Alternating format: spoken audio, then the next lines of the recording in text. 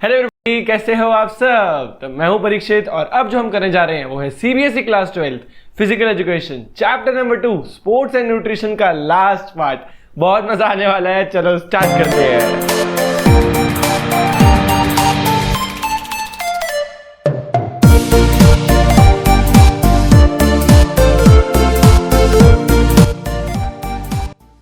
तो देखो अब तक हम कर चुके हैं सब कुछ जो कि बैलेंस डाइट से शुरू हो रहा था, न्यूट्रिएंट से शुरू हो रहा था, macronutrients, micronutrients, carbohydrates, fats, proteins, water, vitamins, minerals, सब कुछ हमने कर लिया है। हेल्दी वेट क्या होता है, बीएमआई क्या होता है, वेस्ट हिप रेशियो क्या होता है, ये भी हम डिस्कस कर चुके हैं। अब जो हम डिस्कस करने जा रहे हैं वो है पिटफॉल्स ऑफ डाइटिंग। देखो डाइटिंग क्या होता है कि जितना खाना आपकी बॉडी को रिक्वायर्ड है आप उससे भी कम खाओ। किस चक्कर में? ताकि आपका वेट कम हो। ये इतनी अच्छी प्रैक्टिस नहीं है और इसके बहुत डिसएडवांटेजेस हैं। इसी डिसएडवांटेजेस को हम बोलते हैं पिटफॉल्स। तो पिटफॉल्स का मतलब डिसएडवांटेजेस ऑफ डाइटिंग। सबसे पहला पिटफॉल और सबसे पहला डिसएडवांटेज क्या है? Organ damage. अगर हम डाइटिंग करते हैं, जितना हमारी बॉडी को फूड रिक्वायर्ड है उससे कम खाते हैं, तो हमारी किडनी जो है उस पर बहुत ज्यादा फर्क पड़ता है। Increases risk of heart attack. Heart attack आने का बहुत रिस्क बढ़ जाता है और हमारा ब्लड सर्कुलेशन भी डिस्टर्ब हो जाता है। सेकेंड साइड इफेक्ट क्या है कि इसके बहुत सारे साइड इफेक्ट्स हैं। जैसे कि अगर आप डाइटिंग कर रहे हो तो आपको हेडेक शुरू हो सकते हैं, आप थोड़ा सा बेहोशी की हालत में फील कर सकते हो, फेंटनेस हो सकती है, आप बहुत थके थके फील करोगे क्योंकि आप खाना प्रॉपर खा ही नहीं रहे, आपकी बॉडी में एनर्जी अच्छे से जा ही नहीं रही, तो आप टायर्डनेस फील करोगे। मसल क्रैम्प्स, आपके जोड़ों वगैरह जहां पर भी है वहां पर दर्द होना शुरू हो जाएगा, वहां पर मोच वगैरह जल्दी आ जाएंगी। थर्ड क्या है? डिप्रेशन। देखो एक तो आप खाना कम खा रहे हो, उससे आपको एनर्जी भी कम आ रही है, ऊपर से आपको हेडेक हो रहा है, टायर्डनेस हो रही है, तो एक ना सेंस ऑफ डिप्रेशन आ जाता है कि यार शिट मेरी बॉडी में ये क्या हो रहा है। ठीक है, तो ये डिप्रेशन भी आ सकता है। फोर्थ है हेयर लॉस। हमने फैट्स और प्रोटीन्स के एडवांटेजेस या फिर फंक्शंस में ये किया था कि फैट्स और प्रोटीन्स जो है वो हमारी हेयर और स्किन को बांध कर रखते हैं। अब सोचो अगर हम फैट्स ही सही क्वांटिटी में नहीं ले रहे, प्रोटीन ही सही क्वांटिटी में नहीं ले रहे, तो क्या होगा? हमारे हेयर फॉल जल्दी होगा। फिफ्थ है मेमोरी लॉस। अगर आप रीडिंग कर रहे हो, स्टडिंग कर रहे हो या कोई काम कर रहे हो, आप चीजें को भूल जाओगे। अगर आप डाइटिंग कर रहे हो, जितना आपकी बॉडी में रिक्वायर्ड है उससे कम आप खा रहे हो। सिक्स क्या है? Sudden weight gain. यार ये सबसे बड़ी रिसर्च में यही पाया गया है कि देखो अगर आपने एक बार डाइटिंग करी, आपका वेट कम हो गया, पर जैसे ही आपने डाइटिंग रोकी आपका वेट बहुत जल्दी बढ़ जाएगा। ठीक है, तो ये विशियस साइकिल, आपको डाइटिंग करते रहना पड़ेगा, डाइटिंग करते रहना पड़ेगा, और अगर आप ज्यादा डाइटिंग करोगे तो ये सब चीजें आपको फेस करनी पड़ेगी। तो हमें डाइटिंग नहीं करनी चाहिए। सेवेंथ क्या है? Low blood sugar level. देखो अगर हम कार्बोहाइड्रेट्स कम लेंगे तो हमारी ब्लड में शुगर लेवल बहुत कम हो जाएगा। ठीक है, एक तो शुगर लेवल का ज्यादा होना, फिर वो तो डायबिटीज हो गया, पर ब्लड शुगर लेवल का कम होना भी बहुत बड़ी प्रॉब्लम है। तो सबसे बेस्ट क्या है? सबसे बेस्ट यही है कि आप हेल्दी डाइट करो और एक्सरसाइज करो। देखो सबसे अच्छा मेथड यही है अगर हमें एक गुड हेल्दी वेट मेंटेन करना है। तो हम नेक्स्ट टॉपिक पर आते हैं। नेक्स्ट टॉपिक है फूड इंटॉलरेंस। इंटॉलरेंस का मतलब क्या होता है कि किसी चीज को टॉलरेट ना होना। फूड इंटॉलरेंस का मतलब है क्या हुआ? फूड का टॉलरेट ना होना। इसका मतलब हमारे फूड के अंदर कोई ऐसे एलिमेंट्स जो हमारी बॉडी में अच्छी तरह डाइजेस्ट ना हो, जिसके कारण हमारी बॉडी में प्रॉब्लम आए, या पूरा फूड हमें डाइजेस्ट ना हो, उसे क्या बोलते हैं? Food intolerance. तो क्या होता है? Food intolerance means that individual elements of food can not be properly processed and digested.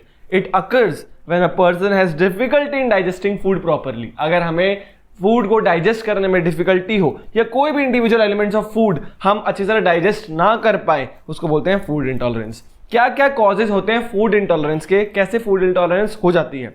Partly और कंप्लीट इनएक्टिव एंजाइम्स। अगर हमारी बॉडी के अंदर एंजाइम्स जो है वो इनएक्टिव है, एंजाइम्स को ही तो डाइजेस्ट करना होता है, उन्हें तो सर्कुलेट करना होता है, अगर वो ही इनएक्टिव है तो उससे क्या होगा?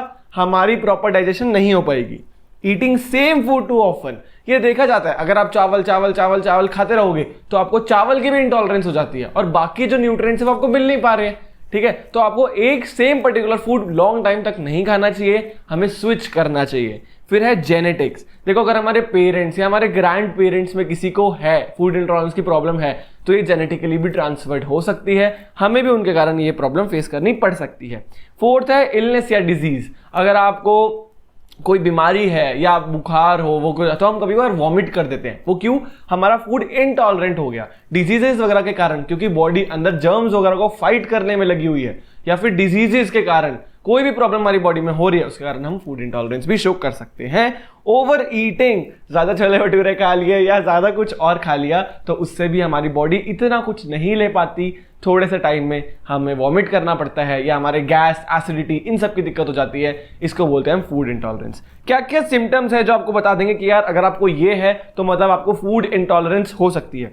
सबसे पहले अगर आपको नर्वसनेस हो रही है, आपका स्टमक पेन हो रहा है, हेडेक हो रहा है, गैस, हार्टबर्न होता है, अंदर से ना ऐसा लगता है कि कुछ जल रहा है, वो आपको फील ही होगी, तभी मैं आपको बताऊंगा। पेन इन जॉइंट्स, मतलब हमारे अलग अलग जॉइंट्स के अंदर, यहाँ पर, वहाँ पर, हर जगह, नीज वगैरह में हमारे दर्द होने लग जाए, ये भी एक सिम्टम है कि हमें फूड इंटॉलरेंस हो सकती है।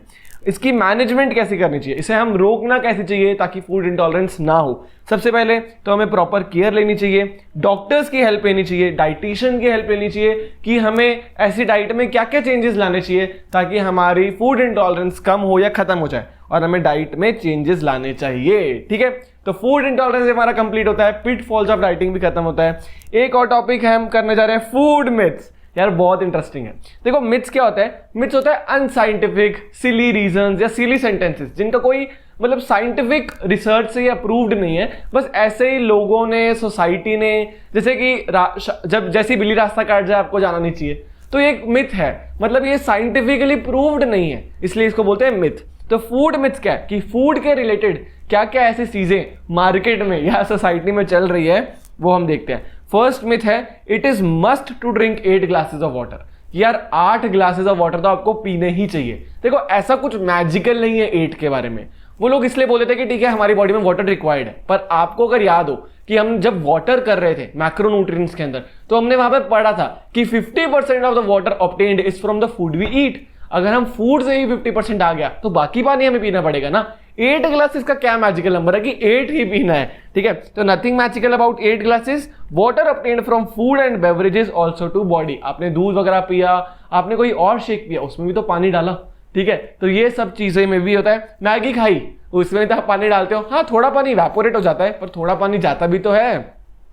फिर सेकंड है, starve yourself to lose weight. हमने डाइटिंग के बारे में पढ़ा था कि कितने हार्मफुल इफेक्ट्स है, तो eating good diet at proper time is more important. अगर आप सही डाइट सही टाइम पर ले रहे हो तो आपके लिए ज्यादा बेनिफिशियल है। Starving can lead to harmful effects. हमने किया हुआ डाइटिंग में पिटफॉल्स में 8 ऑर्गन डैमेज हो जाते हैं, डिप्रेशन हो जाती है, हेडेक्स वगैरह ये सब हो जाता है, तो हमें डाइटिंग वगैरह नहीं करनी चाहिए। तो ये सेकंड वाला भी मिथ है कि अगर आपको वेट कम करना है तो आप अपने आप को भूखा रखो, बहुत गलत है। Third, carbohydrates makes you fat. यार बहुत गलत। देखो excess of anything is bad. आज अगर आप पानी भी ज्यादा पी लोगे ना, वो भी आपकी बॉडी के लिए खराब ही करेगा। ठीक है, तो कोई भी चीज आप कर रहे हो ना, अति किसी चीज की भी बुरी होती है। Excess of anything is bad.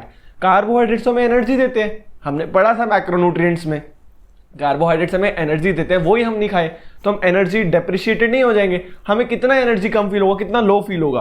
तो पीपल अवॉइड पोटैटोज, क्योंकि पोटैटोज में कार्बोहाइड्रेट रिच फूड है पोटैटो, तो लोग अवॉइड करते हैं कि नहीं यार इससे मोटा हो जाएंगे, पर नहीं, कार्बोहाइड्रेट सोर्स ऑफ एनर्जी है, हमें राइट अमाउंट में खाना चाहिए, ये एक बहुत जरूरी बात है। पर ऐसा कुछ नहीं है कि कार्बोहाइड्रेट्स खाओगे तो आप मोटे हो जाओगे, कार्बोहाइड्रेट्स खाने चाहिए। फिर एक्सरसाइज मेक्स यू ईट मोर, कि अगर आप एक्सरसाइज करोगे, हम एक्सरसाइज क्यों करते हैं, जितना खाया है उससे पचाने के लिए, कैलोरीज बर्न आउट करने के लिए। पर अब ये कह रहे हैं कि अगर आप एक्सरसाइज करोगे तो आपको और ज्यादा खाना चाहिए या और ज्यादा खाने का मन करता है। ऐसा बिल्कुल नहीं है। हाँ ऐसा होता है कि एक्सरसाइज से आपको थोड़ी हंगर बढ़ती है, क्यों, क्योंकि आपने फूड को बर्न कर दिया है ना, तो पेट वापस से खाली हो गया है। पर ऐसा कुछ नहीं है, कोई साइंटिफिकली वेरीफाइड नहीं है कि एक्सरसाइज से हंगर बढ़ती है। तो exercise burns calories which may increase hunger, but no research studies have verified it till date.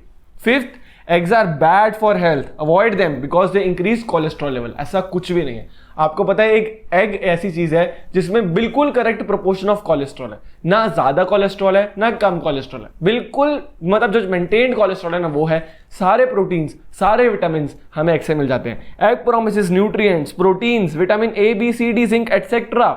It is as per daily requirement of cholesterol. So no problem in taking one egg daily. तो Sunday हो या Monday, रोज खाओ अंडे, एक एक अंडा खाने में कोई भी दिक्कत नहीं है।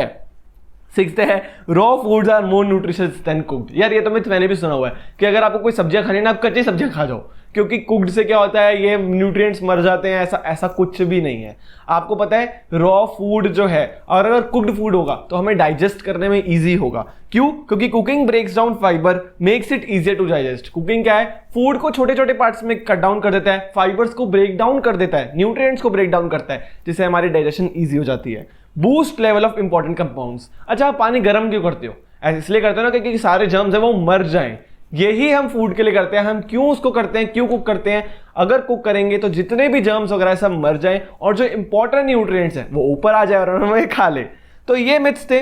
अब एक बहुत इंपॉर्टेंट चीज, मतलब पेपर में मैं कहता हूं सबसे इंपॉर्टेंट चीज है इस चैप्टर की, और वो है कि एंड ऑफ द चैप्टर आ चुका है। चैप्टर फाइनली खत्म हो चुका है। तो आज खुश तो बहुत हो गए तुम।